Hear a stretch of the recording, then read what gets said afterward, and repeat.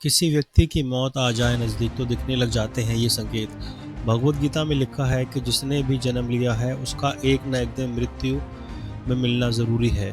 कोई व्यक्ति इसको टाल नहीं सकता। पुराणों के अनुसार जब भी किसी की मृत्यु का समय करीब आता है तो सबसे पहले उसकी नाभि चक्र में गतिविधियाँ शुरू हो जाती है। नाभि को शरीर का केंद्र कहा जाता है, जहाँ जन्म काल में शरीर की रचना शुरू होती है। इसीलिए सबसे पहले प्राणों की डोर भी इसी स्थान से छूटने लगती है। यही वजह है कि मृत्यु के करीब आने के पहले ही आहट में नाभि चक्र के पास महसूस होता है।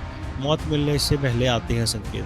पुराणों में मृत्यु से पहले नाभि चक्र में होने वाली गतिविधियों का वर्णन किया गया है, जो व्यक्ति को उसके जीवन के अंतिम समय की पूर्व सूचना देते हैं। ये संकेत शारीरिक और मानसिक बदलावों के रूप में होते हैं, जो मृत्यु के करीब आने का इशारा करते हैं। आज हमको आप बताएंगे मृत्यु से होने वाले 5 संकेत, जो नाभि चक्र आपको देने लगती है।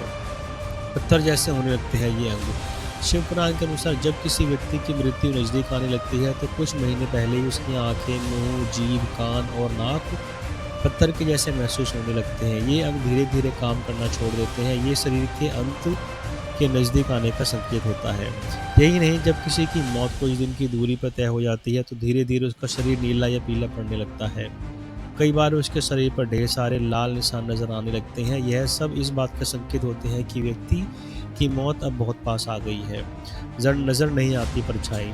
समुद्र शास्त्र के अनुसार जब किसी व्यक्ति की आत्मा शरीर को छोड़कर जाने की तैयारी करने लगती है तो उस समय मनुष्य की परछाई धीरे धीरे साथ छोड़ने लगती है। इसका मतलब ये नहीं है कि परछाई नहीं बनती, वह बनती है, लेकिन मरने वाला व्यक्ति उस परछाई को देखने में असमर्थ हो जाता है।